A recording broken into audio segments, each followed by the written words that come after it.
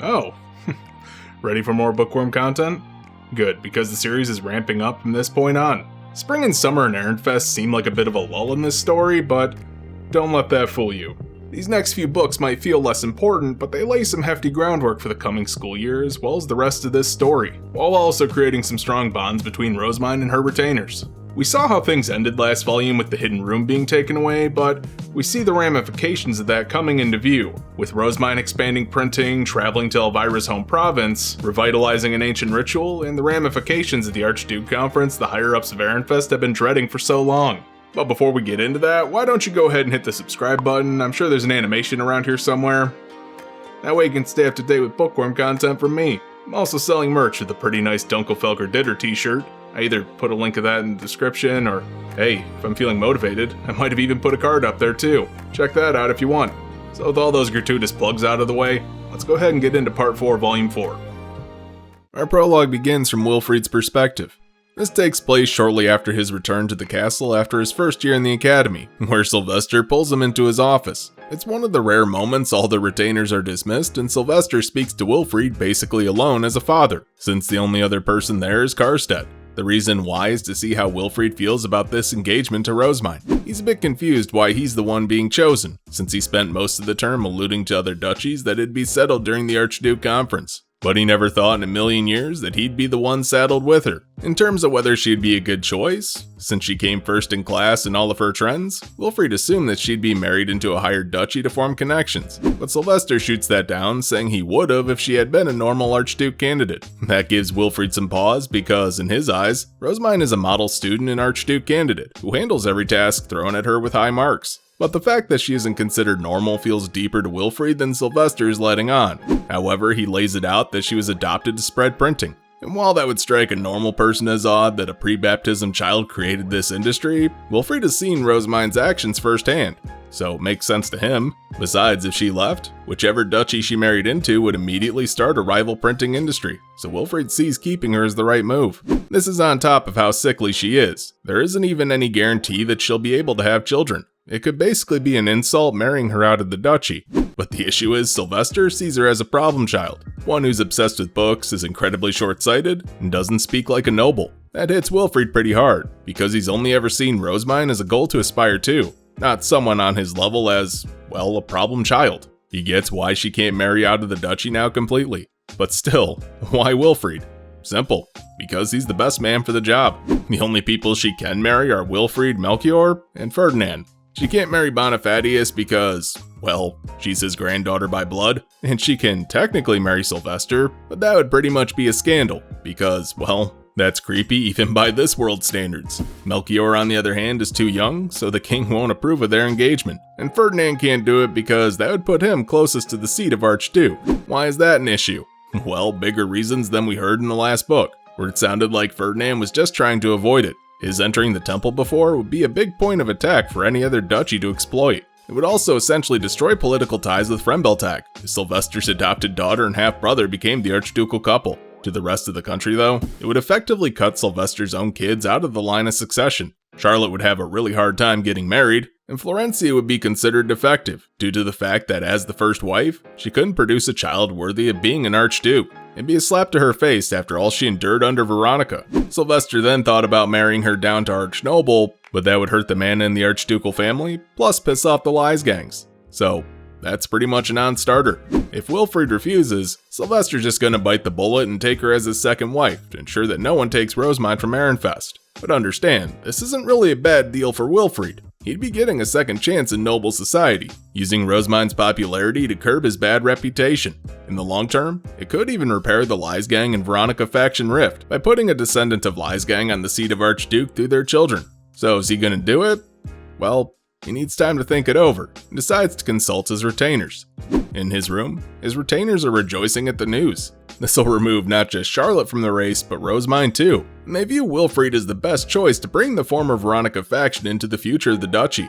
Wilfried feels like this is pretty much a shortcut to the seat since he's borrowing Rosemine's power here, but his retainers assure him that this means he's actually being trusted by Sylvester. His efforts after the Ivory Tower incident have paid off. He's still not entirely sold on it though, the reason being he doesn't quite know what marriage means. He knows how to be a brother, but a fiancé and a husband? No clue. His retainers tell him that'll come later since the two of them are still too young to sense mana, but they're certain eventually Rosemine and Wilfried will grow to love each other as much as Sylvester and Florencia do. So with that in mind, he's hoping this will make Rosemine be nicer to him after their engagement, like she is with Charlotte, and decides to hoist handling the lies gangs onto her. So that means he's decided to accept the marriage. I would like to point out that Wilfried is played like a fiddle by his retainers in this scene. Them reassuring him and stroking his ego works well. And we learn later on they use this newfound lead in the Archduke competition to boss around other nobles. It just goes to show Wilfried's general ignorance when it comes to politics, because even at this stage, he expects others to handle it. This tells us that he's grown, but he still has bad influences in his life.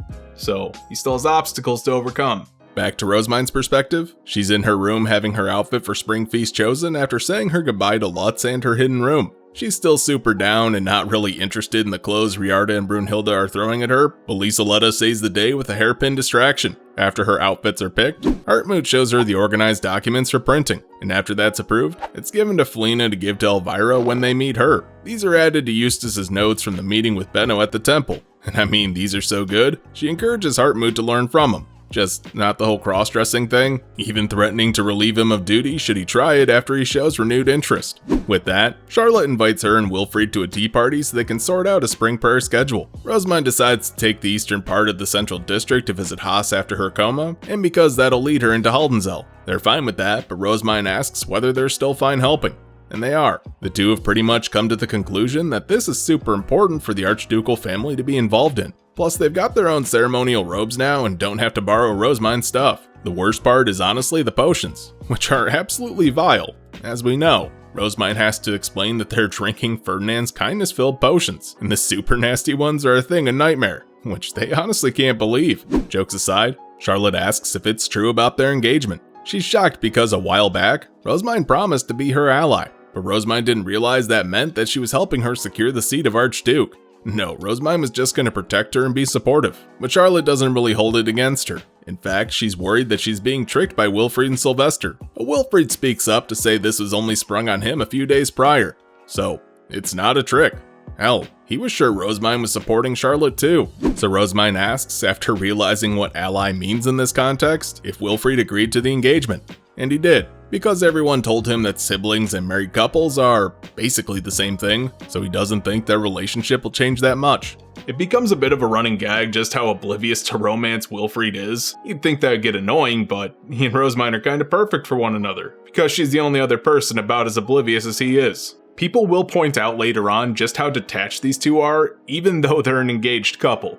Rosemine's quick on the uptake after Wilfried acknowledges he's using this marriage for political gain. She already knows that the lies gangs are rallying behind her, and Wilfried's retainers see that as a threat, so they pushed him into marrying her to get ahead of that schism and unify the factions. Also, it just helps that it clears their names of being fuck-ups. So as long as Wilfried is fine with this, Rosemine is too, and it's settled. They're getting married. Pretty damn anticlimactic, since Rosemine was already expecting a political marriage anyway. At the feast itself, Rosemine is told to arrive as late as possible. She and her retainers are up front, which is terrifying for Felina, as a lay noble standing in front of a bunch of archnobles. But Rosemine notices Damuel standing in front of her to block some of the looks that she's getting in a similar way to Bridget did for him all those years ago, even offering some encouragement to get used to this pressure. But before Rosemine can get swarmed by a bunch of nobles, Sylvester shows up and kicks off the event. He announces the honor students, hands out some face stones as a reward for their effort, and Rosemine, Cornelius, Leonor, Hartmut, and Wilfried were the honor students this year. You may notice a theme there, and so did Rosemine. So she comments how talented her retainers are, only to annoy said retainers because they did all that to keep up with her. How Ehrenfest ranked and did her in the grades comes next, showing that they've definitely improved. And it's announced that Bonifatius will handle the training of the apprentice knights. He also announces how well Rinsham, Hairpins, and Pound Cake were received in the academy, finishing with the adult job assignments for the recently graduated nobles. Just as everyone starts to relax though, Sylvester hits them with the big announcement that the audience already knows. Wilfried and Rosemine join him up on stage, and he declares their engagement, causing pretty much every noble to go wide-eyed. A pretty big stir runs through the crowd, with Guy Bleisgang and Viscountess Daldorf being the focus of that scene. Though most likely Guy Gerlach doesn't seem too interested. With that, the feast ends, and they rush off to Rosemine's room. Back in her chambers, it's full-on panic mode. Rosemind's getting slammed with emergency meeting requests from high-ranking nobles, since the Lies gangs just had their entire plans thrown to the wayside, and the Veronica faction is likely in a similar state. But Rosemind had simple orders in preparation for this. Reject every request she gets. That doesn't seem quite right, since some of these people aren't easily rejected. But to hit that home, Ferdinand already planned to take her to the temple after a meeting to introduce all the scholars to her. This might seem irresponsible or like she's running, but the exact reason is explained. And hey, even through a political lens too. That's why I like a lot of the story decisions in this series, because everything has a satisfying explanation. So she heads off to that meeting without a care. But Rosemind is attending this as an apprentice scholar herself to build some experience. Because before one can enter a course, they need to have about a year experience before even signing up. Inside the meeting, Elvira is there, but instructs Rosemind to call her by her name, since she's working there as a scholar and not as the Knight Commander's wife or Rosemind's mother. The goal here is to basically explain the plan and schedule trips for paper-making lessons. However, this does mean the scholars will have to visit the temple, but Rosemind's certain it'll only take one visit to see it's not so bad. The issue is though, they see that Rosemind tried to slip in a legal deposit into the law. Basically every book now needs 2 copies, one given to the castle bookroom and one given to her personally. In practice, this helps to establish the grounds for copyright. But why her specifically? Well, literally, she started this industry so that she could read books, and she wants what's owed to her. Wilfried and Charlotte show up where Elvira gives them their jobs. Charlotte will get the initial requests, look over them for issues, pass them on to Sylvester, and Wilfried will perform the final checks in person, and then Rosemind will drop off the Gutenbergs. Why is that? It will involve the whole family in the industry while training their scholars in the process. Though realizing that she's carrying commoners in her high B shocks Wilfried and Charlotte, but Rosemind's been doing this since part 3, and even Elvira's not fazed by this point. So yeah, in the meeting itself, this is all pretty much repeated for the scholars. After that, Rosemind returns to her room, dumping off the meetings onto Wilfried to handle, though Hartmut is sad to hear that he can't come and witness her performing ceremonies, as she flat out tells him to just do his job, which is pretty much just instructing Felina at this point. As for her attendants and knights, they need to gather info while she's gone, so she heads back to the temple and hands Ferdinand a novel she wrote in her spare time before heading off to her chambers. It's basically in the same vein as the Royal Academy stories Elvira wrote, but she's barely in her room when Ferdinand kicks down the door and throws it back at her with a sound-blocking magic tool. By this world's standards, the tame story she wrote is basically porn.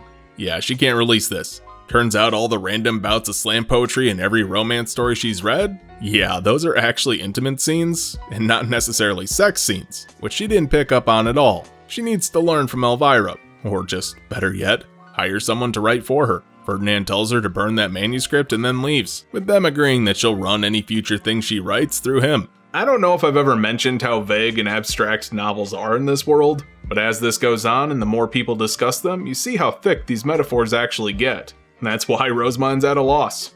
Next is Hugo and Ella's marriage. They can't live in the same chambers at the temple, so Rosemind allows them to rent a house in the lower city for commutes while she's there. Also agrees to give them rotating time off so they can prepare, as well as a monetary bonus, and plans to make Ella a hairpin for her starbind. After resting for the remainder of the day under Fran's orders, she goes to Ferdinand's the next to give him a report on her piled up letters from the lower city. Most pressing of all is Gustav's report that the lower cities of other duchies have something resembling a sewer system with slimes, which is basically what the noble quarter has. That means Ehrenfest's lower city is decades behind others, so this will need to be talked over with Sylvester, since modifying the city, or any ivory building for that matter, are tied to the foundation, and thus Sylvester can only use the spell himself. So Ferdinand comes up with questions to ask and has Rosemind delegated to Charlotte, since this all falls under her new job.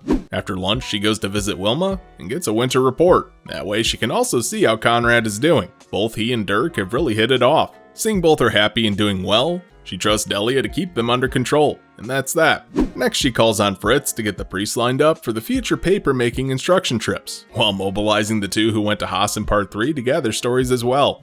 After that, it's time for the coming of age, where Angelica can't follow because no guards are allowed in the chapel, but also this is her chance to see her family after so long. When the doors swing open, she gets a glimpse, but Tully and Camille aren't there, only Effa and Gunther. Well, that sucks. Now she has something to ask Lutz or Tully about the next time she sees them.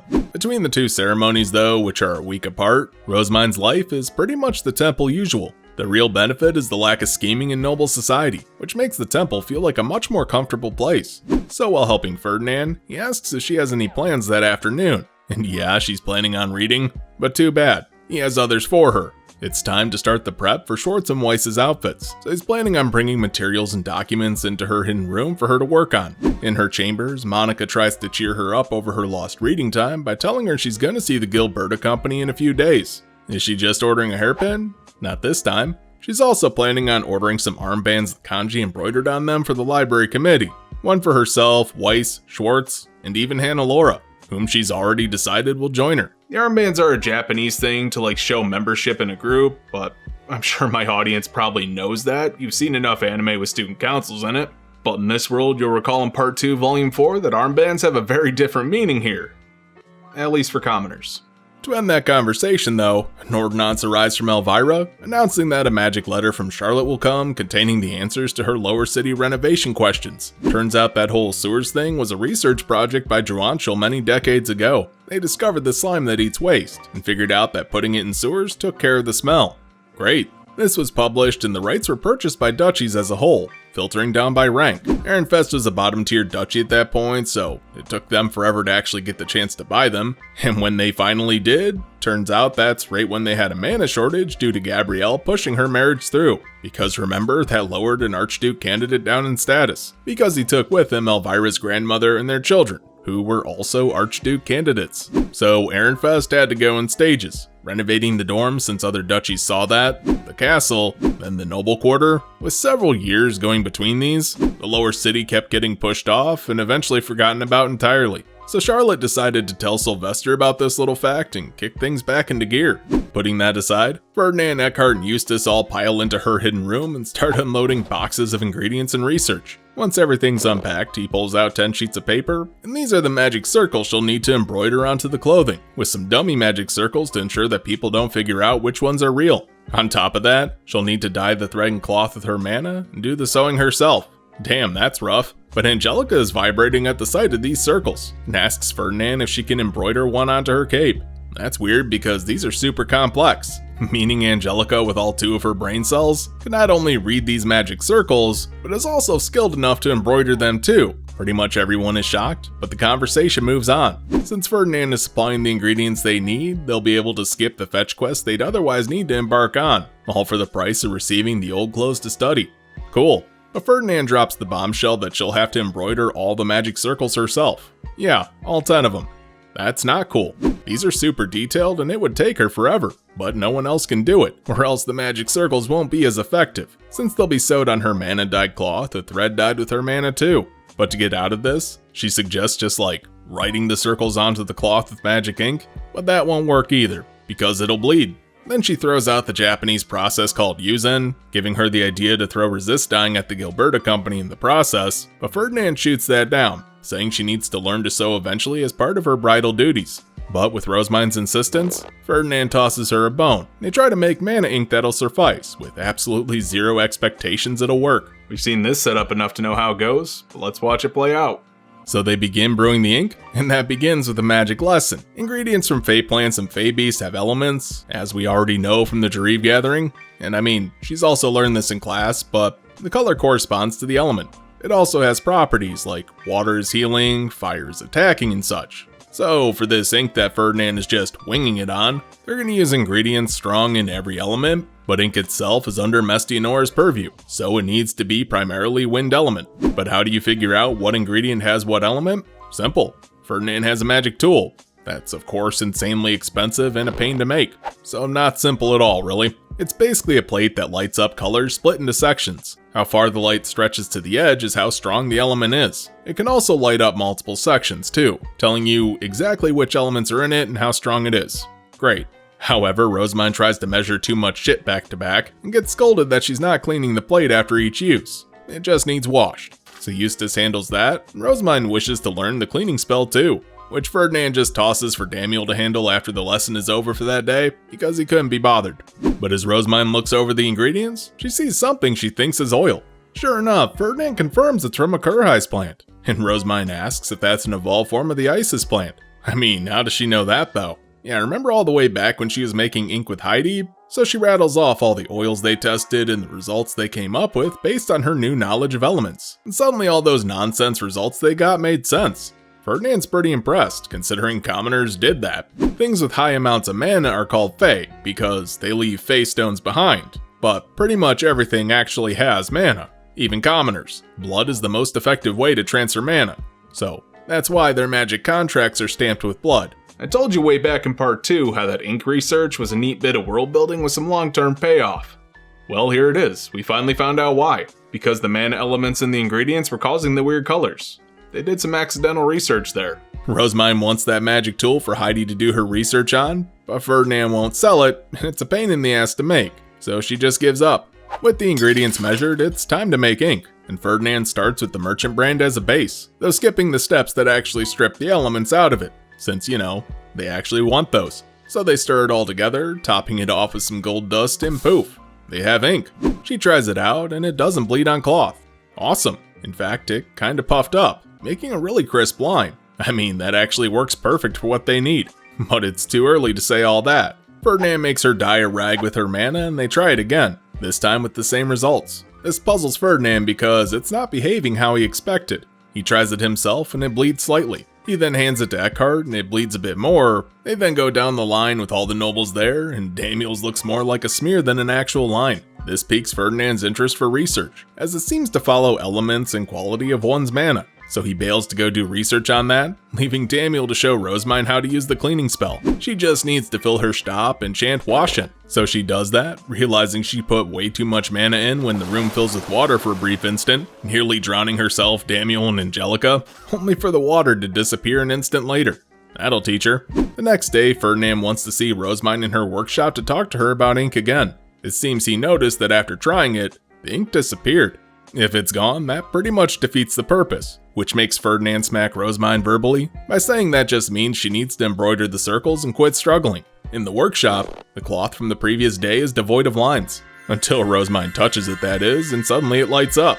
Oh damn, actually, everyone's lines do. That's strange. It didn't react to anyone else either. Ferdinand is now deeply curious. But Rosemine doesn't have the answers, meaning he heads back to his workshop to run more experiments and make some ink for himself to try out. Wow, ink perfect for writing secret messages and hiding magic circles? I bet this won't ever come up again. The next day, it's time to meet with the Gilberta Company. She's planning to introduce resist dying by having Fritz and Gil demonstrate the methods. But first, she has to talk to Karina and Otto in the director's chambers. We get a call back to the spring merchant's greeting from part 1, where even Thule recites it perfectly now, and then they get down to business. Talking with Karina, she orders Ella's hairpin, and Thule's gonna handle that since she knows Ella personally. Then she goes over the armbands. It's pointed out to her how much they resemble funeral armbands, which is news to Rosemine, but she waves it off saying they won't be black, so it's fine. They'll be made different colors, and to make sure the symbols and the designs are copied exactly, though this does remind her to task Johan with creating safety pins later.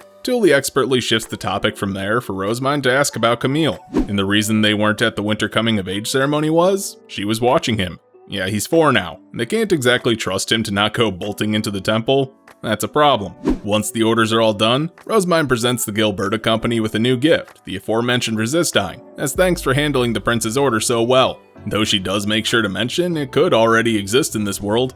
Now it doesn't, but it turns out tie-dye was pretty common in Ehrenfest before Gabrielle moved in. In Arnsbach, rich solid dyes were considered high quality.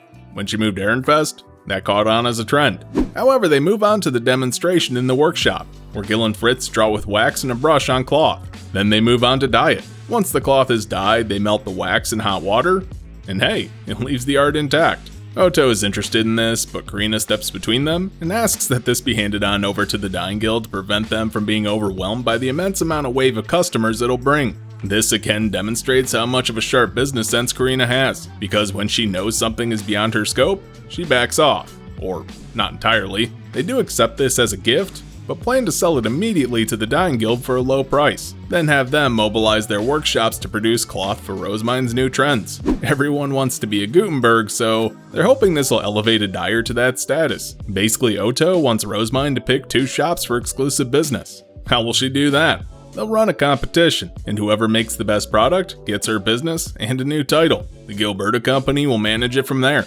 That escalated quickly, but the big thing is this cloth? needs to be red. That way she can wear it during winter next year. Isn't she forgetting to tell someone before she makes a big decision like this? I'm sure it'll be fine. So back in her chambers after meeting with the Gilberta company, she sorts out her plans for the end of summer for this competition, while she and Fran write notes about that meeting. That's when Gil comes in with a letter from Benno full of euphemisms requesting a meeting. Or really, he's just annoyed that she's starting something new. It's perfect timing, since she wants to meet with her Gutenbergs and check on her previous orders, and get safety pins made. It's scheduled almost immediately, because she doesn't really have that much time left. And on the date, everyone piles into the orphanage director's chambers. Heidi's usual energy explodes as she waves her hands and is happy to see Rosemine up and about. Yosef has to contain her when he notices Fran and Daniel's reaction. She's being too rude, and that's not okay, especially since she's a mother now.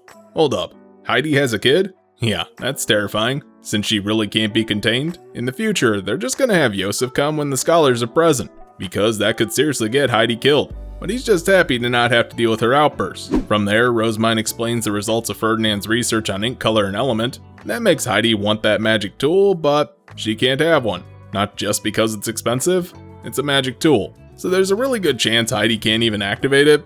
That sucks. Next is Zach and Johan, where Zach finished the blueprints for carriage suspension and is currently making improvements to the bed design. The bed is going to take more time and definitely be expensive, but Rosemine doesn't really care since she'll make it back through profits. They decide to pass off the carriage designs to the smith and carpentry guilds and handle the profits just like hand pumps. Johan's been making metal letter types like crazy, but as soon as one's finished, it's pretty much sold. Aldenzel can't really make their own, and we learn that Johan struggled there because he's so precise. The smiths were all loud and he thinks they didn't like him. Truth is, they're just loud though. They respected Johan and wanted to meet his expectations. If the craftsmen still can't produce them after this trip, they'll bring some to Ehrenfest to study in the summer. But Johan can't get complacent just yet. He's going to be going to other provinces to train smiths on how to make metal letter types still, as well as the bits for the presses. Other than that, hand pumps are spreading, and she makes an order for the safety pin. But that, Johan's going to leave to his new disciple, Danilo. Yeah, someone's actually studying under Johan to become a Gutenberg. That's crazy. Ingo's high-density bookshelves worked in theory, but in practice were just too heavy. He wanted to improve the blueprints, but the metal bits required a smith to look at, and he was just too busy. In their current state, they're not good enough to be delivered. She entrusts Zach to patch up the blueprints, and that's pretty much that. Or not. Benno mentions the dyeing competition that happened because Karina told him, and he's annoyed that she's doing this when they're already so busy. However, she doesn't really think it's that big of a deal, since the dyers can train at their leisure. And that's a bit of a laugh for the commoners. When a noble says something, it's supposed to get done immediately. Rosemine should know that. She already has a reputation of dumping harder and harder tasks on people to train them.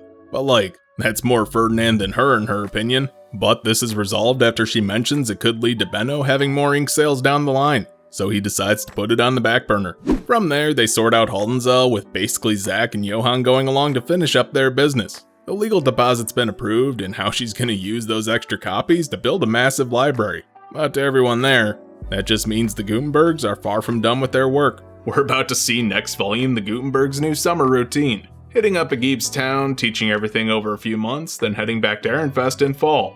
Just before winter. Yeah, their work is nowhere near done. After the spring baptisms, Rosemine talks to Ferdinand about their plans, since they're not going to be leaving for the castle until the previous Gieb Lies gang heads home. Yeah, he's putting it off as long as possible, hoping to catch her and have a chat. They assume that Ferdinand was aiming for the seat of Archduke, due to his involvement protecting and getting Rosemine adopted and taking Veronica out of power. But no, him sitting at the temple is sending the message that they're aligning themselves with the Archduke. Even meeting to dispel their hopes could be seen as support, at least to an outside perspective. The same here goes for Rosemine. Besides, they both feel a lot more comfortable at the temple anyway. And with that, Ferdinand mentions that he made some discoveries with the disappearing ink, and wishes to discuss it further in her workshop. He shows up with a few labeled ink jars, some of which are missing elements, but what's clear is that Ferdinand discovered the gold dust when added is what's responsible for the swelling and disappearing. One also needs to have all the elements for that effect as well. When Rosemine uses Ferdinand's ink, it swells, but it also bleeds more than when he used hers. That's because he has far more mana than she does. That hammers home for her just how important it is to use tools made with your own mana due to the difference in effectiveness. But this ink was a sheer accident of circumstances and Rosemine's laziness. They're going to use it for the Shoemill's clothing, and that's it. The production method is going to be kept a secret. The reason being this invisible ink could be used to hide magic circles or even stealthily alter magic contracts. Since it requires all elements, that restricts who could use it to royalty, sovereign nobles, and even some archducal families. If someone of that status misuses it, it could lead an entire duchy or, hell, even the whole country to ruin. Thus it won't be made public. However, to ensure that no one discovers this, the clothes will still be embroidered with thread dyed with her mana. That would normally weaken the circle's strength, but drawing with the ink first means it won't be a problem. And also, so Rosemine doesn't slack here, she'll have to embroider at least one of the magic circles herself. Next, he turns to the guard knights and swears them all to secrecy, with Angelica not even remembering the process in the first place, so it's double safe with her. But all this stuff about dyeing in ink reminds him about a certain report from Fran. You know, one about a dyeing competition that Rosemine started. He's not mad about it, but since this means a new trend, she's gonna have to tell Elvira and Florencia. Otherwise, it could cause confusion. Trends start from the top down, as we already know, and if she doesn't communicate with Elvira and Florencia, they're gonna be in the dark. Yeah, no one's gonna be on the same page in their faction about what they want to spread. We already know that she was told to inform them about trends she wants to start, so this isn't new. 2 days later, the Lies gangs return home, and that means Rosemine is due back at the castle. Her telling her retainers and the kids in the academy that she wasn't after the Archduke's seat seems to have doused the fire under the nobles trying to make her the next Aub. Sylvester worked pretty hard too, since they want to keep her in the duchy as the first wife. Other than that, she needs to return because the Archduke conference is coming up. There's going to be meetings beforehand that Sylvester wants her and Ferdinand to attend. But when she gets back to the castle, she demands a report from her retainers since Cornelius, Brunhilde, and Leonor are all related to Lies gangs and were interrogated by their families during her absence. They helped calm everyone by saying she didn't want to be the next Aub, but poor Wilfried took the brunt of this abuse. Everyone's saying he's using her reputation and support to cover for his crimes and make up his lost political capital. Hartmut agrees with that sentiment, and Rosemine assumes that most other nobles probably do too. But Riard is sympathetic, since she's known Sylvester and Wilfried since birth. Again, this all goes back to Gabrielle, since her marrying in bumped the one son down to Guy Groschel in an attempt to keep the duchy from being thrown into chaos, disrespecting the Lies gangs in the process. The Aub at the time ordered the previous Guy Lies gang to marry his youngest daughter to Bonifatius to stabilize the duchy. Problem is, he had no interest in the seat and surrendered it to his younger brother, who then took Veronica, Gabrielle's daughter, as his first and only wife. She then used the power that gave her to mistreat the Lies gangs, a family boasting the most profitable land in the duchy, and is now feeling themselves being shoved out of Ehrenfest politics. To be fair, from Veronica's perspective, this treatment by her isn't exactly unwarranted. The Lies gangs were in power when Gabrielle married into the duchy. They isolated her and made her so miserable to the point that she ordered her retainers to marry down into high mana med noble families. That way she'd secure a loyal power base. Then Veronica's older brother passed away, and then her younger brother was actually sent to the temple rather than married down to a med or late noble family, and that last one did kinda get pushed for by the Lies gangs. This feud runs deep, and it isn't exactly cut and dry who's the good guy here. Anyway, if Wilfried can't handle this abuse, he has no right to be Aub, according to Hartmut. We also found out that any efforts to dissuade the previous Guy Lies gang himself fell on deaf ears. Quite literally, he's hard of hearing and uses that as an excuse to hear pretty much whatever he wants. So while other nobles might be biding their time, he's not. Once that discussion's over, they move on over to meeting prep. Hartmut hands over the documents from when the dorm was renovated, while she hands over the documents from her meeting with the Gutenbergs. Hartmut's actually impressed by the report's quality, and asks if it was her temple scholar who wrote them. Rosemine says that her servants in the temple do attendant and scholar work. Fran's pretty much super talented. Felina sees all the mentions of dying written down, and asks exactly what she's talking about, but Riarda's interest is piqued. Remember, she's over 60. She remembers when tie-dye was actually in fashion. Might even still have some clothes from back then in her closet. Turns out nobles don't throw away sentimental clothing. Brunhilde, on the other hand, doesn't really care about old trends. She wants to focus on new ones. But Rosemine ignites her spirit by asking her to help her make some, combining old and new to make something special. So with her retainers motivated, they move on over to the meeting. She goes to the meeting with Sylvester, Ferdinand, Bonifatius, Elvira, Charlotte, and Wilfried there, and Felina's super nervous, since this is her first time attending with the entire archducal family. But Hartmut puts her at ease, saying that even he's nervous here. Inside, the place is pretty much packed. Everyone has their retainers. Sylvester welcomes her back, but she can tell that he's super tired from running around putting out fires her engagement caused. She tells him how her leisure time was spent in the temple, but he tells her that she's still working too much.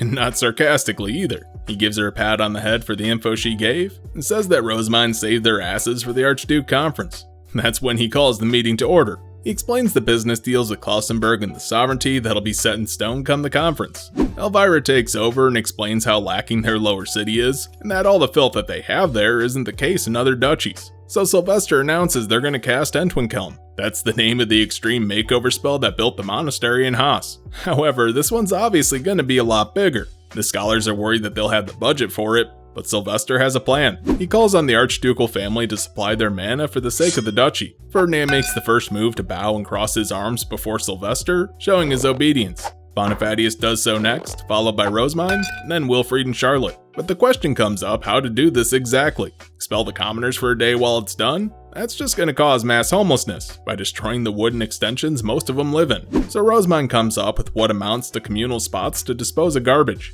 Great, that'll actually save mana. But how are they going to teach the commoners to use them and clean up after themselves? Simple. Employ Gustav for the rich areas and the soldiers for the poor. Karstedt already has meetings with them, so it's a great idea, they just need to tell them when. So it's settled. Not entirely. Rosamund asks if they can get pipes to bring in fresh water into the lower city, rather than just getting rid of the waste. That'll actually help the paper industry quite a bit. And while the pipes aren't the problem, running water purification magic tools in them would be too mana intensive. However, laying the infrastructure right now, that's actually not that big of a deal.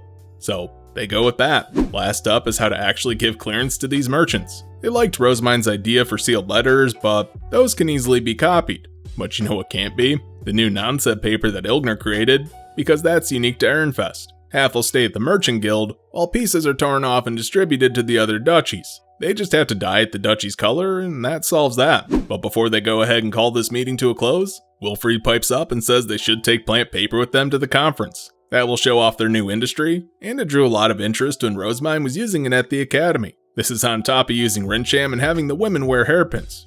Those are all good ideas.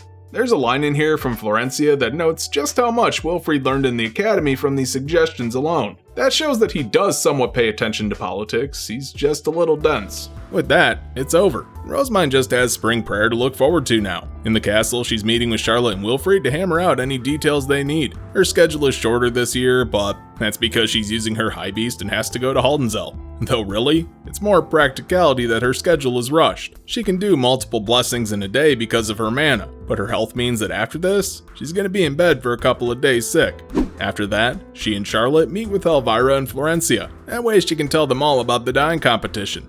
So, they're all confused. Why is this even a competition in the first place? And Rosamund doesn't even, have an answer for this. It just sort of happened. Felina saves the day with a report from that original meeting. They get that basically the commoners want fame, and Elvira's pretty interested. She wants to see the cloth firsthand, and they decide to call the Gilberta Company towards the end of summer to do so. Then after that, she meets with her retainers to talk about the outfits for Schwartz and Weiss. This is where they finalize the clothing designs, and Rosamund is pretty much shoved out of this conversation after her idea for Japanese school uniforms is rejected. Lieseletta then summons the Gilberta Company, and they have all the cloth they're ordering delivered to the temple for Rosamund to dye it later. Now that spring prayer is around the corner, she heads back to the temple where the cloth is waiting for her. She has Ferdinand help her dye it, then they send it over to the castle for Lieseletta to get to work, along with a fat stack of papers that has all the circles drawn on them. Angelica's getting some time off since she's delivering this stuff and has to stick with Rosamund through spring prayer. Daniel then uses this opportunity to complain about how Elvira hasn't found him a wife yet.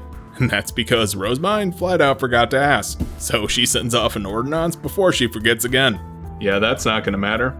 So when it's actually time for spring prayer, she meets with Gunther and sends him off to guard the priests. Fantastic. But when it's time for her and Angelica to leave, Angelica clearly doesn't understand what guard duty for spring prayer entails, since she thought she'd be gathering and fighting a bunch of Fey beasts.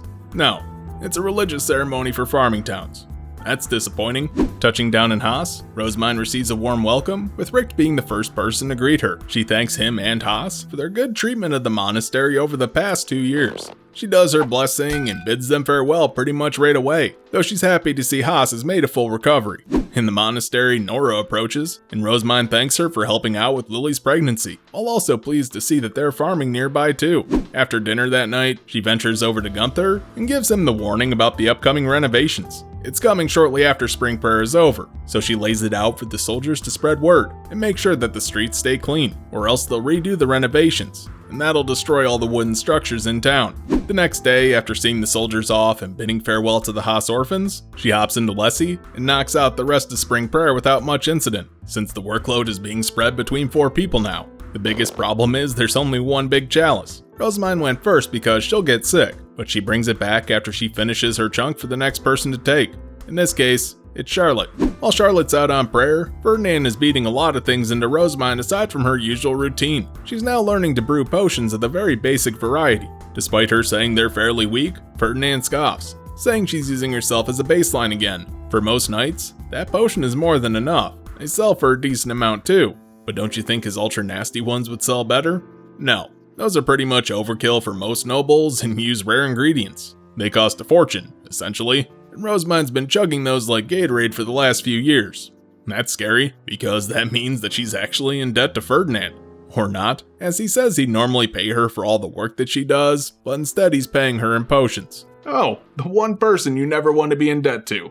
Time to head to Haldensel. When it's Ferdinand's turn to leave for the prayer, he hands Rosamine a letter from Elvira because he won't be back when she leaves. The reason being, Karstedt and Elvira are her parents. She doesn't need him there as her guardian. The letter instructs her to take a single attendant, scholar, or knight as the same gender as herself. Since they're taking a ton of knights, security's not really going to be much of a problem. So one guard knight will do. And the reason they're taking so many in the first place is Charlotte and Wilfried are coming too. That's a lot of Archduke candidates on the move. So Rosamine settles on Felina and Lieseletta accompanying her, with Angelica as her guard obviously. She packs up the 3 Haldensel chalices just in time for Benno, Lutz, Johann, and Zach to arrive. Johann flips out upon seeing LAKEY, but doesn't really have much of a choice about throwing his crap in and then strapping himself in for the ride. With that, by High Beast, they head on over to Haldensel. It's a cold province, still covered in a ton of snow despite it being spring already, but they spot an ivory castle in the distance. And that's the Geeb's summer mansion with a winter city below it for the commoners to live in. Yeah, it's underground. Kinda cool. She greets the Geeb, hands over the chalices, and with that, her duty as the High Bishop is done. After a short tea break, they're guided by a scholar down to where the magic happens. Rosamine sees firsthand the work they're doing in Haldensel. This is also Wilfried and Charlotte's chance too. It's explained that printing is winter work in Haldensel, since when the weather's warm, they're out hunting fey beasts. Even commoners do that because it weakens the Lord of Winter, so they take a lot of pride in what they do. Their first stop is the actual presses where a scholar has to look over the typesetting, since the commoners there can't read. From there they visit the smiths and Johann's up. They're all confident they met his expectations, but he flatly rejects half of the type that's presented to him. Why? They're not made according to the blueprints. This almost leads straight up into a fight, shocking Charlotte and Wilfried, but Rosamine steps up. Wow, an Archduke candidate meddling in a commoner argument? That's pretty much unheard of. Ignoring this happened in part 2 with Mine herself, but she takes a look at the type and agrees with Johann's assessment. They're not the same height, which means they wouldn't work in a very literal sense. She explains to Haldensel's craftsman that this precision probably seems unreasonable, but Johann fulfills these orders for her all the time. She then turns to Johann and says that he sucks at giving explanations. He needs to actually tell people what they didn't do right, rather than just saying they didn't follow the blueprints. Wilfried and Charlotte take a look too and see firsthand why they wouldn't work. So it's a pretty useful experience for them, as this will be the type of stuff they're checking in the future. From there, they see the Printing Guild branch, which is basically a room for a scholar overseeing it all. He shows the paperwork that establishes the guild and such to Wilfried and Charlotte so they can see, and they learn the process of getting permission and establishing workshops, printing, and then selling books. Charlotte, Wilfried, and their scholars are taking this all very seriously and jotting notes down like crazy. The reason why is this is how they're going to be involved in the printing industry moving forward, ensuring the groundwork is laid so that Rosamine can come in, drop off her Gutenbergs, and make sure printing actually gets done. And with that, the tour is over, and it's time to see Spring Prayer in a province where a Geeb does it. Rosamine wears her high bishop robes just in case, and gets escorted to a table up front. This happens to be a large hall with a stage that has a shrine to the gods, and all the chalices are stacked on it. Normally, Wilfried would escort Rosamine here, but she's in her high beast due to her health. Once they get to the table, the Geeb pulls out a chair for Rosamine and asks her to sit first. Everyone's suddenly tense, but Rosamine isn't quite sure why. She looks to Karstedt and he's shaking his head, so she tells the Geeb to give Wilfried a seat first while she puts her high beast away. After Wilfried is seated, he offers her a seat again, and that one she takes. Lucky Karstedt was there, that could have been a disaster. The Geeb begins the ceremony by calling Rosamine and his wife up on stage. Rosemine panics because she wasn't really prepared to go on stage for anything, but he introduces her to everyone as his sister's daughter and reinforces that familial connection. He says the Saint of Ehrenfest has brought spring to them once again with the chalices, and that kicks off the ceremony proper.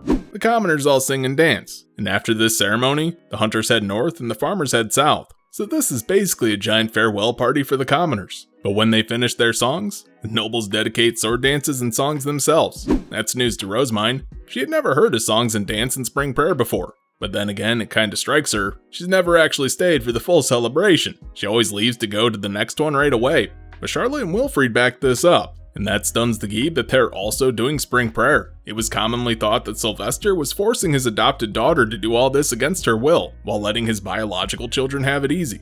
But no, one particular song during this ceremony catches Rosemine's ear. It's one she recognizes from the Bible. Turns out the knights are singing it before leading hunting troops up north. But that's not quite right. This was in the Bible, and the version she saw was of Geduld subordinates singing to petition flute Rane for assistance during her capture by a Galib. However, this isn't in every Bible. She's only ever seen this passage in the High Bishop's version. You know, I believe this is our first canonical hint that the High Bishop's Bible is special, that it's not just a jewel-encrusted book, something's actually up with it. We'll learn more as this part goes on.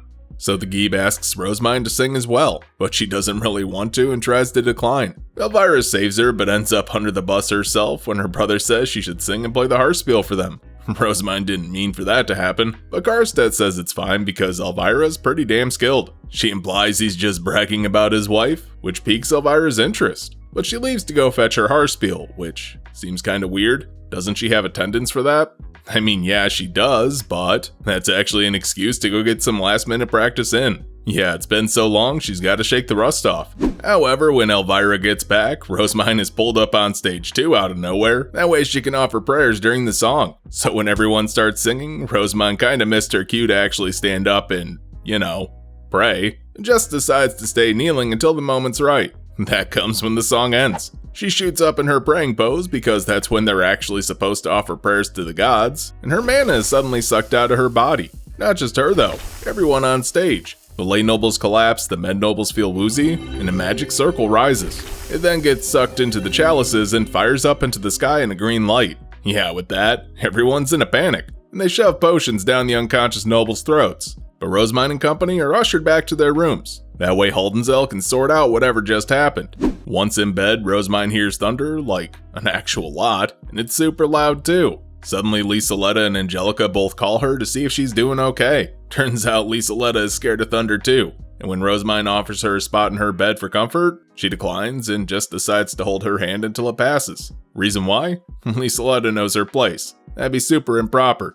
But by the next morning, she had to rush out of bed despite not wanting to because the Geeb had some startling news. On a tower overlooking the province, the snow is pretty much all cleared. Overnight. What the hell? But Rosemine merely remarks that the goddess of thunder did a good job clearing up the snow, because that's what happened in the Bible story referenced in the ritual. But everyone else is just in a panic, because they have absolutely no idea the implications of this. This was certainly because of the ceremony. Rosemine tells them they can do this again next year, just have the men give the women face stones to help with the mana offering. That's what they do in the temple. So the Geeb plans to think it over, but notices a golden tree on the horizon. Turns out that's a Blenrose, a very sweet and potent fey plant that's used in rejuvenation potions. Yeah, it's also pretty unique to Haldenzel, so he offers some up as gifts for the Archduke candidates as thanks for what they'd done, despite these plants being a treasure of the province. Some might even call this turn of events a miracle.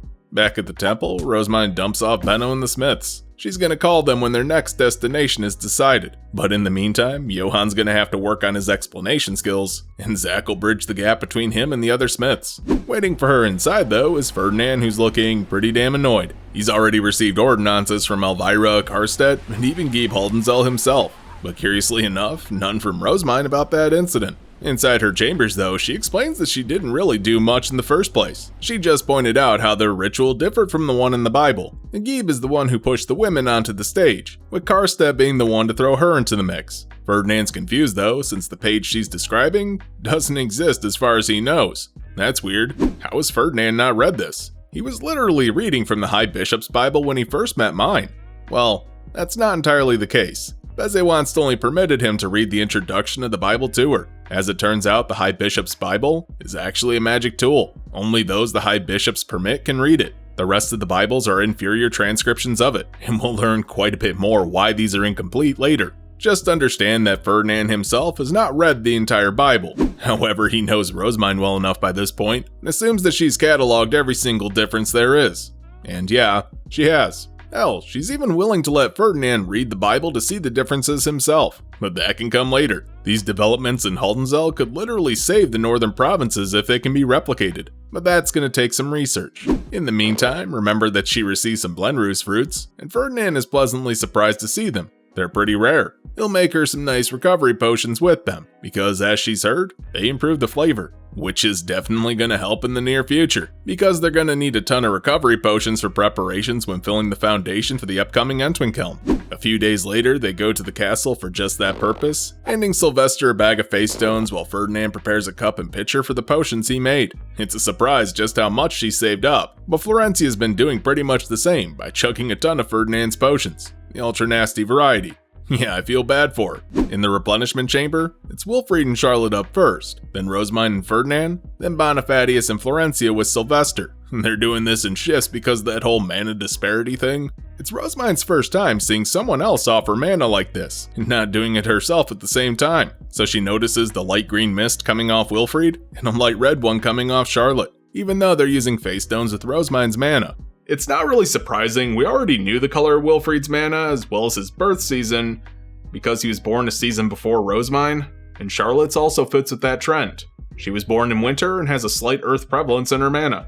After they're done, Ferdinand hands them a potion which surprisingly tastes really good. Now this isn't going to be a problem at all. Hell, Wilfried and Charlotte are willing to hand over their Blenrose too, if it makes potions taste this good. Next up is Ferdinand and Rosamund, then Sylvester, Florencia, and Bonifacius. This cycle repeats a few times before Rosamund's stamina just can't keep up. She's pretty much down for the count. In a rare moment, they allow Bonifacius to carry her out of the chamber, stressing just how careful he needs to be. Once outside, he hands her off to Riarda, and she's off to rest for the day.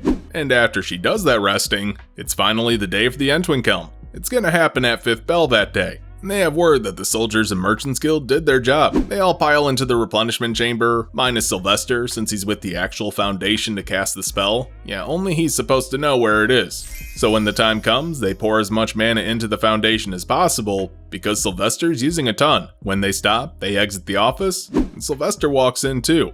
Yeah, it was a success. Despite how anticlimactic that was, in a side story later this volume we'll see just how unnoticed these changes were. But Rosamund wishes to go check on the lower city. Good thing the Knight's Order's already there, so she can. She races out the door with Ferdinand close behind because, well, she's prone to fucking things up. And in her high B, she sees that the lower city doesn't really look any different. That is until it's pointed out where Sylvester added the new sewer openings. The reason they stand out is because those are ivory white, and the rest of the stone is dirty as hell. So Rosamund comes to the obvious conclusion that they just need to clean it all. Otherwise, Ferdinand's gonna say they need to redo the whole town. That's not good. So she whips out her stop and fires off a huge wash-in. It'd be impressive if that actually covered the whole city.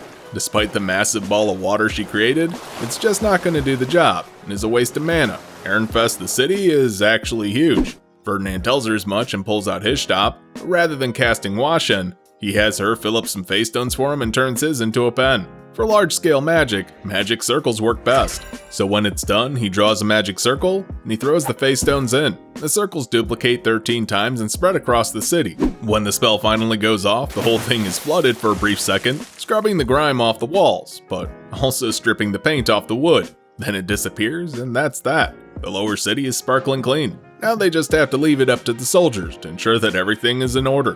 Back in the castle, she got sick from overexerting herself, and is stuck in bed reading a book on magic circles of all things. That's topical. Turns out they're really not easy to make. They basically require learning a new language, that way you can draw the elements and such. The book was written by Ferdinand himself. It's pretty impressive he can write out circles from memory. But a few days later, it's finally time for the Archduke conference. So she tries to race off to see Sylvester leave, but Ferdinand gave her a checkup first, and because of that, she missed seeing him off. So what's their schedule going to be like moving forward? Well, they're not going to the temple for once. Ferdinand expects the conference to be fraught with problems because of Rosamund's activity at the academy, so he's expecting a ton of summons. Plus, she needs to spend this time deepening her bonds with her retainers in the castle. So the plan is for them to stay there, Rosamund to sew the outfits, and spend some time with her retainers, as a noble.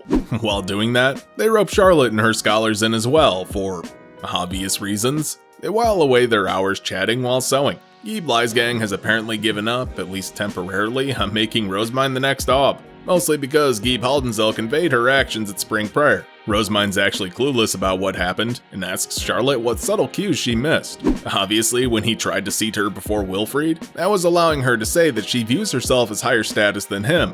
That would suggest that she is actually seeking the seat of Aub. Yeah, that's what that whole exchange meant.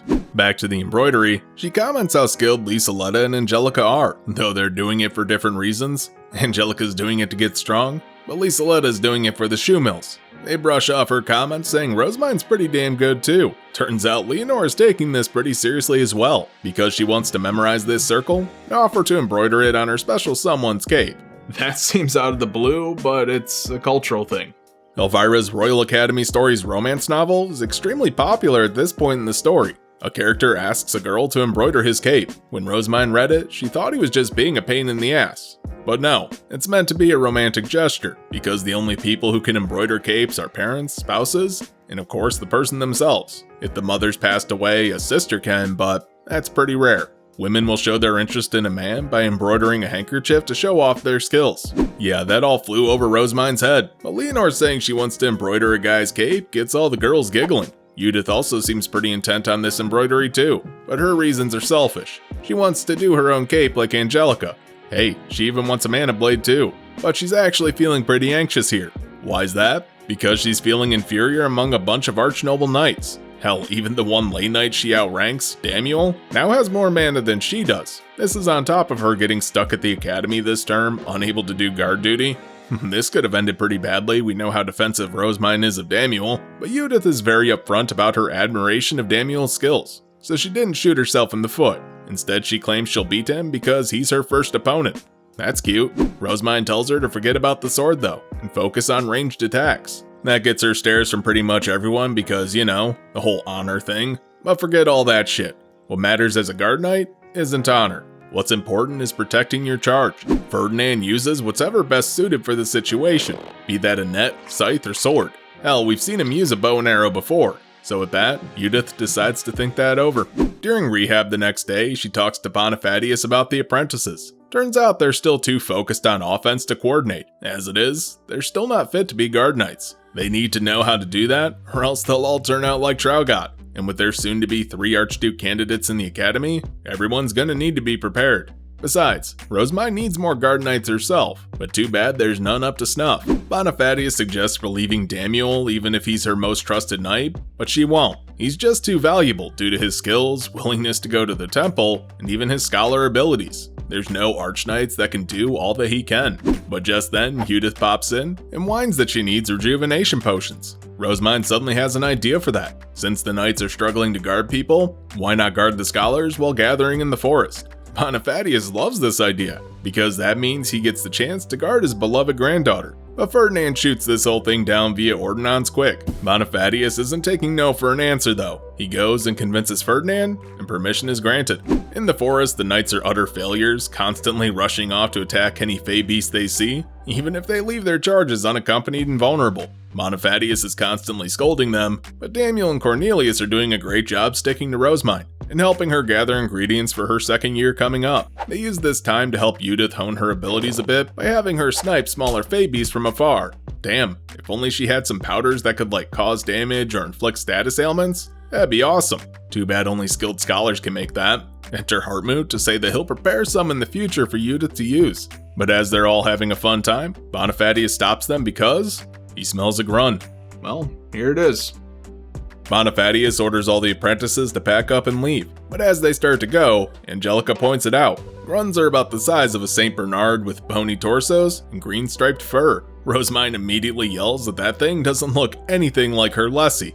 But why are they so gross? Remember everyone kinda grimaces when they see her high beast? Well, when they open their mouths, a strong sense like miso soup wafts over. And while Rosemine doesn't mind it that much because, hell, this doesn't hold a candle to the lower city, everyone else starts gagging. Bonifacius orders the retreat, with the apprentice knights guarding their charges as they escape. That way the adults can handle the grunts. But no, a lot of them try to hold their ground. But the real issue is the scholars are all stuck in place. Felina and Hartmut are staring it down, completely scared, so Daniel has to step up. He throws Felina, Hartmut, and even Judith inside Rosemine's high beast before leading their retreat. But as they go to leave, one lunges up and gets smacked down quicker than they can see by Bonifatius, so they're able to make a successful escape back to the castle. Though Judith is really pissed off she was thrown in the panda bus like a scholar. I mean, hell, she's a knight, she can handle herself. She yells at Daniel for treating her like she's weak, but he's actually kinda confused, so he has to flat out say, he didn't put her in there for protection, he put her in there to protect. With her ranged abilities, she's the best choice for guarding Rosemine and her high beast. Rather, she was thrown in there because it was the job best suited for her skill set as a knight. With that realization, Judith now understands her role in the group. At dinner, the Archducal families San Sylvester and Florencia go over what happened in the forest and how to help the apprentices improve. Rosemine thinks they need to throw the scholars into this training regimen too, since they all froze when faced with a threat. Basically, they need to learn how to be better charges, at least enough to escape or protect themselves. Bonifatius likes that idea, and Ferdinand thinks it's a good suggestion. But when she tells her scholars, they're not too pleased, especially since Felina can't even make rejuvenation potions yet, so they borrow the castle workshop to teach her. And this is also the perfect time to demonstrate her fourth step, with Ferdinand there to oversee it, of course. So she goes over it, but without that demonstration, nobles didn't understand. They've never seen a liquid boil until it reduced. But why? She got that from Herscher, right? Yeah, turns out, that's an obscure method of potion making, so even most scholars wouldn't get it. Well, with that, her retainers are brought up to speed, with Felina learning all 4 steps at once, but she's signing a duchy-wide magic contract until the next round of countrywide ones are ready. The reason being, they're too expensive for a single person to sign alone. That was a busy spring, but man, it's at an end already, because now it's time for the results of the Archduke Conference. The day after Sylvester was back, they hold a big meeting to address all the scholars and high-ranking officials in Ehrenfest's government. Wilfried and Charlotte are pretty excited, though Wilfried sat in on last year's meeting, so he knows the format already. Sylvester kicks this meeting off with a bang, because Ehrenfest, due to its grades and new business deals, is now the 10th ranked duchy in the country. He wants to keep riding this momentum and push their rank higher and higher, since they now have a real specialty industry. Ferdinand takes over the education portion, saying they need the adults to pitch in, because the curriculum has changed so much after the Civil War. This is on top of the Archduke candidates helping raise the grades of the kids themselves. The poor state of the Knights Apprentices pretty much tells that story. The scholar takes the mic next, and tells them they're now doing business with Klausenberg and the Sovereignty. He tries to say they should establish more Rinsham workshops to meet demand, but Rosemine shoots that down. It's not hard to make Rinsham, and will lead to unemployment because switching jobs is pretty damn hard. They'd be setting themselves up for failure in the future. Sylvester then gives the news on the engagement and how the king approved of it, so it's pretty much settled. Anastasius and Eglantine's marriage is now officially approved too, so he's officially beneath the first prince Sigiswald. But that's not all, because most people don't really seem to care about the royals' marriage. Arnsbach has insisted on 2 marriages into Ehrenfest. Lamprecht and a med noble from the former Veronica faction will have their starbind held that summer at the border, because Lamprecht's soon-to-be wife is Ob Arnsbach's niece. With that, obviously the former Veronica faction's pretty happy, and those in the Lies Gang camp aren't. But that pretty much calls the meeting to a close, with Rosemine annoyed that Arnsbach is shoving crap through, so she needs to raise their rank above them as quickly as possible. But after that, Rosemine and Ferdinand are pulled aside for a more private meeting. Immediately she's given a big fancy book that's apparently from Dunkelfelger. Yeah, Anna Laura came through. Cool.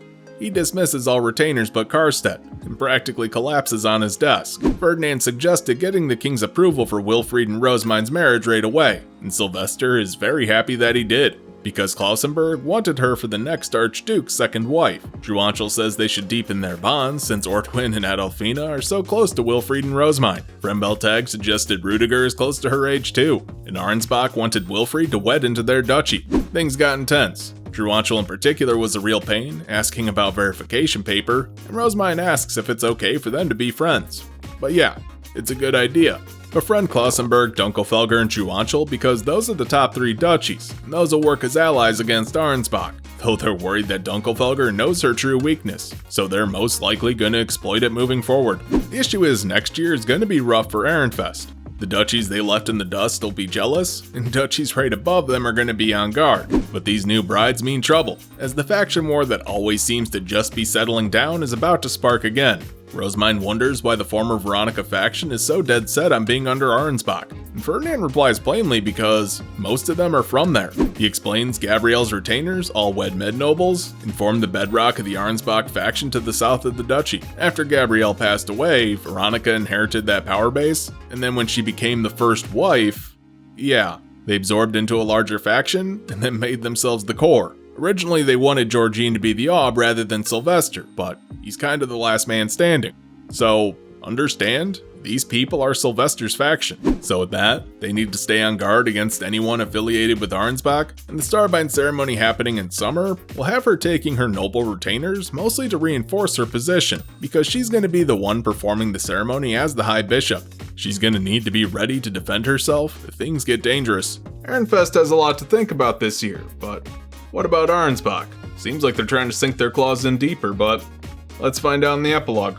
The epilogue picks up from Ob Arnsbach's perspective. His name is Giselfried, and after that hell of a conference, he's completely exhausted. Though Georgine doesn't really seem so, despite how stressful it was. Arnsbach spent this year pleading with the king for a royal to wed into their duchy as his granddaughter's husband. Wait, what?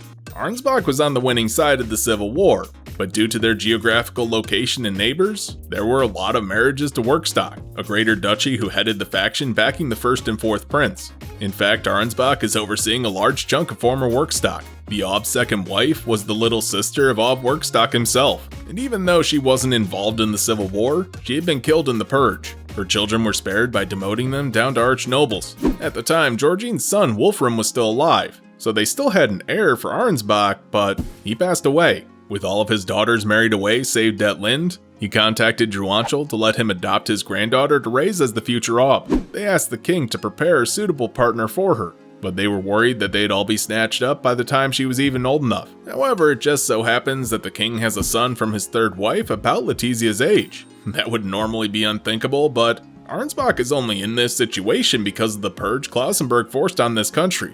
The king feels bad about that, and is trying to help Arnsbach out since they supported him. The issue is, Det Lind's posing a problem. They're so low on candidates, they can't let her go, but they also need someone to wed into their duchy for her. Specifically an Archduke candidate, but one who won't push her into being the next Ob. Wilfried was considered the best pick for this due to his stained reputation, but that was snatched away from them by Ehrenfest. Now he's curious if Rosamine is truly the source of these trends, as information from their dorm supervisor is lacking. Despite her supposed specialization in gathering and controlling information, the Ob seems genuinely interested in smoothing out relations. But Georgine's a subtle fox here. She drops a little tidbit she heard, that Ehrenfest trends are actually coming from Rosamine's guardian, Ferdinand. Ob Arnsbach sorta remembers his skills being discussed in the past, and after Georgine says he entered the temple after graduating, but has now returned to noble society, that gets him thinking. About what? We don't know. Not quite yet. That was a strong cliffhanger to leave off on, especially since this isn't something that's going to be resolved for many more volumes. What does this mean for Ehrenfest? A lot. But understand that Arnsbach continues to be a pain in their side, even though they're only really playing politics for their own duchy's stability. But let's put that on the back burner. We've still got side stories to take care of. The first one is the miracle of Haldensel from Keeb Haldensell's perspective. After the ceremony, he's stunned by how the snow melted. The reason being this could be a huge problem moving forward, as they don't really know the implications of this. The Fey Beasts are going to be more active for longer, so could the Lord of Winter be stronger as a result? Hell, maybe winter will even come earlier in Haldensel. There's a lot to worry about. For Rosamine appearing and simply commenting that the Goddess of Thunder did a great job cleaning up strikes him as interesting, because to Rosamine it's normal that a goddess could actually do this. So the Geeb grabs Karstedt and borrows the order to go investigate the border gate with Klausenberg. That way they can see just how far the ritual extended. The gate is shut with no activity, but as they rest, Karstedt tells them it'll soon be bustling. That means Sylvester will be looking to have Haldensel's commoners watch over the merchants traveling along the roads. He's willing to pay too. That sounds good on the surface, but that's honestly a little too late. The Geeb asked for assistance years ago when Veronica was in power, at least to contain her tyranny. And taking his hunters away to guard merchants means they won't be hunting Fey Beasts in the forest. That means Karstedt's job in winter will be a lot harder with the Lord Hunt. Besides, he's going to be busy researching the ritual over this next year. As they eat, Karstedt tells him this likely won't happen right away, as Klausenberg has to shape up their side of the gate too. Yeah, it's not well traveled over there either. We know that from Eglantine's side story last volume. Karstead asks if he knew anything about this ritual from the past. But no, they have diaries from the previous Giebs, but those stopped from when Ehrenfest was formed from the ashes of old Eisenreich. Remember back in part 2 when Frida talked about after a war for the duchy, the new invading Archduke took control and expanded the city? Turns out Eisenreich rebelled and was crushed by the king at the time. In its place, he installed a new loyal Archduke, carved up the duchy to hand some to Klausenberg, and is probably why Ehrenfest was so low ranked for so long, especially since we know there used to be mining towns to the north. Those now belong to Klausenberg, despite those mines now having run dry. Back to the ritual, the Gieb asks if Sylvester can look into it when he has a chance, and Karstedt says he'll relay that message. Reflecting on how afraid of thunder Rosemine was, that makes the Gieb remark how close Elvira and Karstedt are now. Yeah, they used not to be, and that's before he took a second wife that created friction. It was a purely political marriage from the start. But Rosemine made him see the better parts of Elvira, and they're kind of falling in love now. Karstedt takes this chance to probe the Gieb about how he feels about Rosemine's engagement from both a personal and political perspective. Well, politically, he disagrees, but also understands it's for the best. However, from a private perspective, he knows Rosemine's not Elvira's blood daughter. He remembers meeting all of his nephews when they were infants. He didn't do that with Rosemine. That leads him to believe she's Rosemary's biological daughter, but Elvira claimed her at her baptism. And while he was pissed off at first, because that kinda means Karstedt forced Elvira to cover for his infidelity, he noticed they all get along, so it's really not a problem. Though he knows this won't soothe over the previous Gieb Lies gang. After that, Karstedt is invited to gather Blenrose, a Haldensel treasure since they're a useful fate plant and are dying out, and understand that only those from Haldensel or our family of those from there are actually allowed to gather. The rest of the knights have to stand watch. But when they go through the barrier, they notice something amazing. The miracle of Haldensel wasn't the melting snow, it was the birth of a new Blenrose tree. They failed to plant these successfully many times before. The Gieb prays to the gods sincerely for the first time in his life. Next up is preventing destructive reconstruction from Gunther's perspective. He's just getting back to Ehrenfest after his trip to Haas. He needs to drop off the priest so he can report what Rosemine said to not just the gates, but also the various guilds in town too. His soldiers are ready to jump into action to gain some brownie points with Rosemine. So when they get to the temple, Gunther tells Lutz what they heard, but the Merchants Guild was already aware. However, they didn't know the south side needed clean too. Gunther's gonna hold a big meeting at 5th Bell to tell every guild leader and gate commander. The Merchants Guild gets in on that too. As Gunther heads to the building, some foremen from workshops are already demanding answers, but they're gonna have to wait. He doesn't want to repeat himself. Hell, Gunther even has to throw them around when they get too pushy. In the meeting, he relays the message, with Frida verifying his story about how the Archduke can literally wipe out the town on a whim with his magic, and then he tells him about the new cleaning policies on top of that. It's gonna be rough, but they plan to basically criminalize littering. They're gonna take away people's citizenship and throw them out of the city to avoid the whole place being destroyed. Yeah, it's that important. And reluctantly, everyone eventually gets on the same page. That night, Gunther goes home late and Camille is already asleep. He explains what's gonna happen to Effa and how their little mine is protecting the lower city from nobles. Though Effa's really not too happy to be having that discussion there since, you know, they're trying to avoid talking about mine at home. Yeah, Camille's asleep. I'm sure it's fine.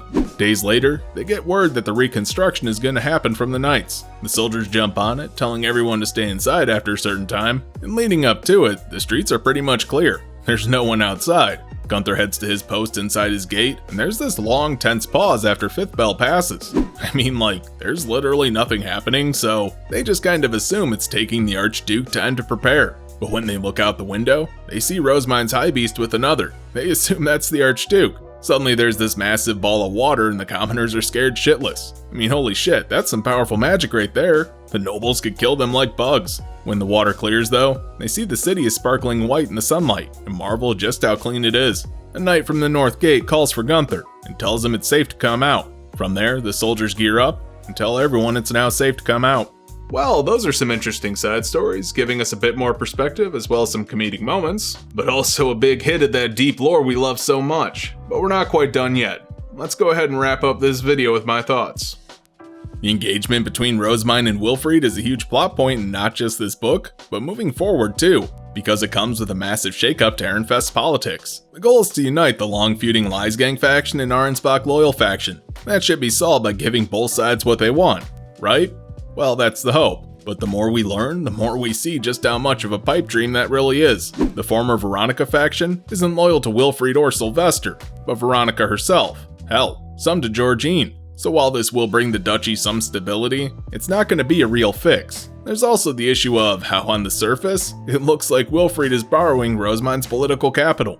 And I mean, he is, in a sense. She has Lies Gang support and is super popular. But actually, Rosamind is far from a perfect candidate. Wilfried has more common sense as a noble. While behind the scenes, Rosamind's pretty much unfit to be the Archduke due to her weakness for books, odd perspective, and she honestly wasn't raised for the position. Not to say she can't learn because, well, we've seen her learn a ton in a short period of time before, but ultimately it's not the responsibility she wants. She wants to make cool stuff and read books, which is what the position of first wife will kind of let her do, at least more so than being the Archduke. She knows the general beat of politics and how to lead, which is important, but her motivation is never for the duchy, so that makes her deeply flawed on top of her weak body. This is the issue her guardians see, as well as her retainers. What this seems like is a plan to make Wilfried the face and Rosamind the brain running the duchy. In moving through this part, their engagement will serve its purpose. We finally see all the payoff for the ink experiments in part 2. The way the colors changed back when mine was a commoner was an interesting way to foreshadow how the elements work in this world. This could have been common knowledge, or a quick answer for someone who knew the basics. But in a world where commoners can go their whole lives without seeing magic, it was interesting to watch people fumble through, to the point that an experienced noble like Ferdinand praised their efforts for getting results blindly. On top of that though, it shows some thorough world building on the writer's part, that this idea was floating around in the story in volume 7. 9 volumes later, we have an explanation that fits with the lore of the world we've come to know, and that makes it feel extremely satisfying. Probably because Rosamind is getting answers herself to a mystery from so long ago. The Spring Prayer in Haldensel demonstrates the power of the gods, but also the lacking relationship between the nobility and the church. The after effects show this because Geeb Haldensel's first worry is the negative effects this'll bring, be that more fey beasts or a drought, because the snow just vanished, without any runoff or anything. Karstedt tries to put those fears to rest because it was a ritual, but on top of that, it's an ancient one that used to be performed yearly. The effects really couldn't be that negative, right? The Miracle of Haldensel, as it'll be known from now on, will set the tone for how people view Rosamind and religious ceremonies going forward. The temple is still considered gross by nobles, but at the same time, they want to know how to bring spring early to their provinces. And this is the start of a somewhat religious revival. Everyone's gonna start asking about it, leading to Sylvester and Ferdinand having to research these lost rituals to help the Geebs provide for their people. I find it interesting too that Geeb Haldensel knows Rosamind isn't Elvira's blood daughter, but after seeing the blessing she brought to Haldensel, he's truly grateful, not just in a superficial way, like how he assumes that Elvira's influence is what brought printing in the chalices to Haldensel at first, but he actually sees that she can truly help his people now, even if the ritual was a fluke. In fact, the reason it happened at all was due to the age of the province in the first place, being the relic of a bygone duchy where records of such rituals were destroyed, because everyone wanted to distance themselves from a former treacherous archduke. But because the commoners had no clue of what happened and were distrustful of their new Geeb, it took time for them to be accepted. The people there honor these old traditions, even after the Geebs changed during the formation of Ehrenfest. And that's how the ritual survived without being discovered. We find out more how other provinces handled this transition in coming volumes, but Haldensel was a pure coincidence that influences this story for the foreseeable future. The foreshadowing with Arnsbach will set the tone for the end of this part. Georgine's look when she lets it slip that Ferdinand is probably responsible for Ehrenfest trends is not entirely truthful. She's saying this unverified rumor to draw the op to a conclusion, one that won't be elaborated on for multiple books, but has a great number of complications. Remember, Eustace warned Rosamind about this last book for this very reason. After this point, it's a very obvious trap in hindsight. Georgine doesn't make careless moves, so understand that her saying this is to her own benefit, because she sees value in what may come from it. Remember, the course of this conversation was finding a groom for Det Lind, one who's flawed. Ferdinand entered the temple and has no mother, which means he doesn't really have a pedigree to speak of, as far as they're concerned. If he's the real source of these trends, Arnsbach should skip going after Rosamind to do trade and just snatch Ferdinand himself. But that's not exactly her real goal. Georgine doesn't care whether Ferdinand actually made hairpins or Rinsham. What she cares about is weakening Ehrenfest. She knows from her faction over there that Ferdinand is Rosamind's support pillar, and is pretty damn close to Sylvester. Removing him would be for her benefit. It's the first hints of this plan, and careful readers will see where this will lead from these first few steps. We see how masterfully she leads Ob Arnsbach to a conclusion she wants, through letting bits and pieces of information slip to the point that he feels like he's the one who came up with the idea himself. What that idea is, we don't know just yet. But let us find out much later down the line. All we know is that as Georgine's urging him to tell her his plan, she's already smiling, because she knows what it is already.